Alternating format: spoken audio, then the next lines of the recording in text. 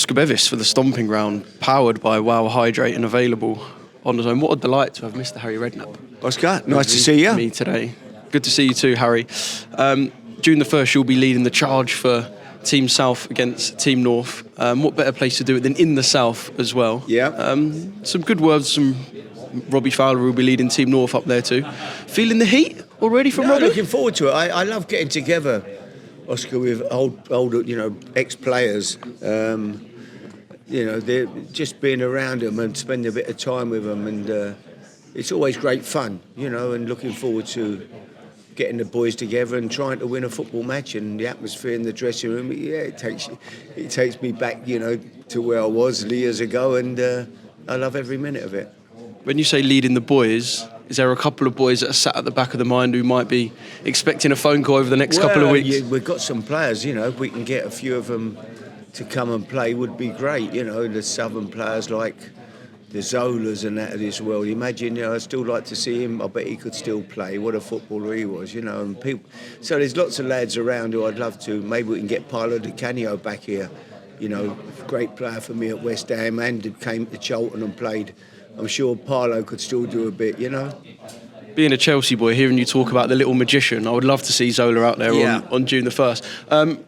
Just covering the rules, this isn't just boys brought up in the North or brought up in the South. This could be foreign players who've kind of built their legend in the North or in the South too, right? Yeah, so we've got lots to choose from.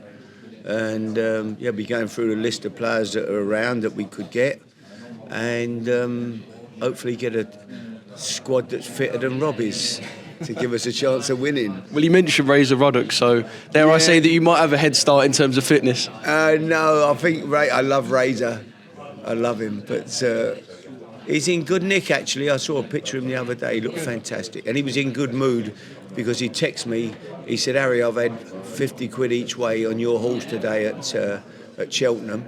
The yellow card, it got placed, and so he won £500. So he was in a good mood. So he's all right. As long as you didn't spend it on too many hamburgers or whatever, he'd be all right. That's what I was going to say. As long as it didn't go on burger and chips. Yeah. In terms of Robbie Fowler, are you two, reuniting in a football sense? Because he was one of the players you had on Harry's Heroes. Yes. Am I right? Of course, yeah. So I guess he was perhaps soaking in a bit of your managerial expertise during that Harry's Heroes journey. Wow, Robbie's fantastic. What a player he was, Robbie Fowler. My God, he was a goal-scoring machine, wasn't he?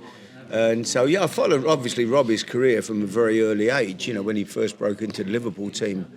Watching him play and just admiring how good he was, and and I love him. He's a smashing character, Robbie, top class. And he's been abroad, and he's still chasing that managerial dream.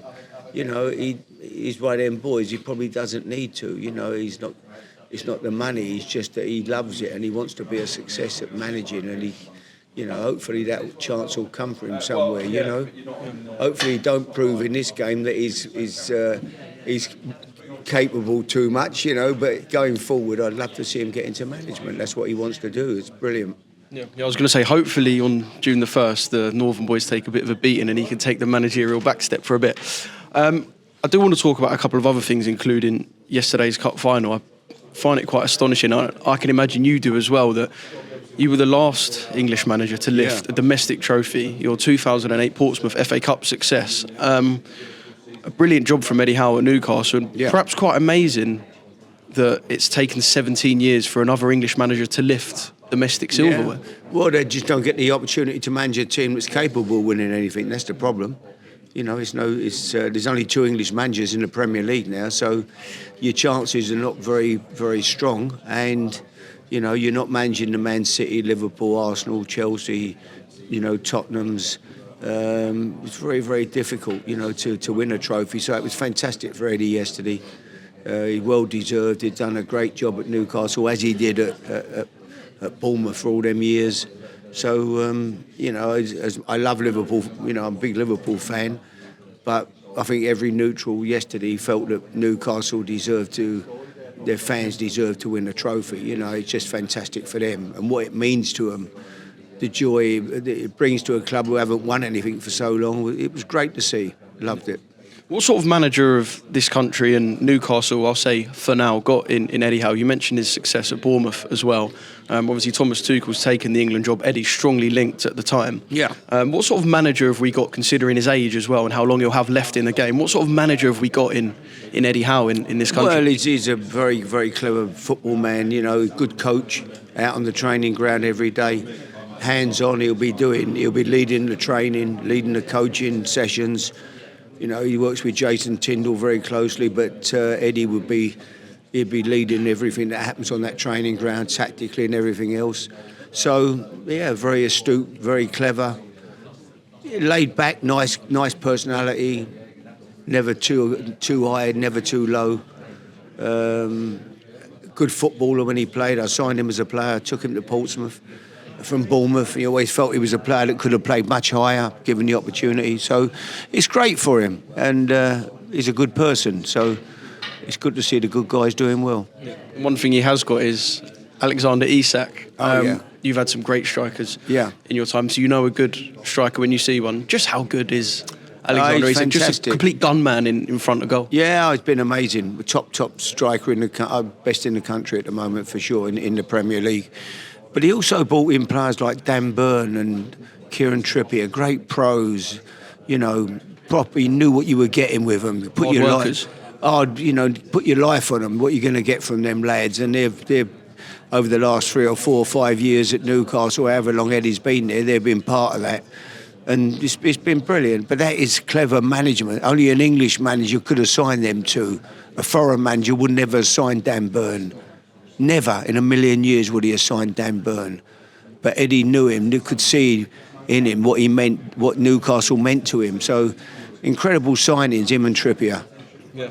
Maybe some players of that sort of professional stature that another ex-team of yours, Tottenham, could do with. They fell to a 2-0 defeat yesterday. I think that's 15 league defeats, sitting in 14th out of both domestic cups, still in the Europa League, of course. I just want to know, Harry, where you sit with Ange Postecoglou and Tottenham and what you've seen this season. Well, it's been a disappointing season, obviously. It's been a disappointing season for Tottenham. There's no, and it's all reliant now on winning a European trophy. It's not, let's be honest, it's not the Champions League. It's a competition for sort of mid-table, 6th, 7th in the league teams, So, and Tottenham have got the best squad out than any team left in that competition. So I think there's every chance they could win it. I hope they win it. But as far as the rest of the season goes, it's been a bit of a write-off, really. 15th or whatever they are in the league is certainly not good enough. I got the sack there finishing 4th. So they need to do a bit better. How times have changed. Yeah.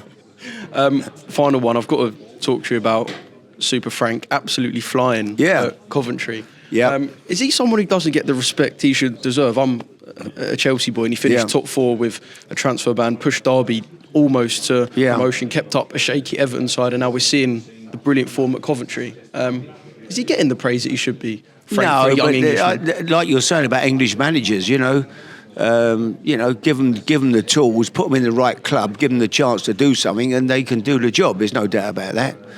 And Frank now has gone to Coventry and he's doing a fantastic job there. So long may it continue. I've become a Coventry fan. Obviously, I watch every game, watch every result. And he's turned them, he took over Mark Robbins, who did a great job. He must have, Mark just had gone through a bad spell, lost his job. But Frank's picked it up again and he's done fantastic. Hey, what about Scotty Canham? Yeah, how is he?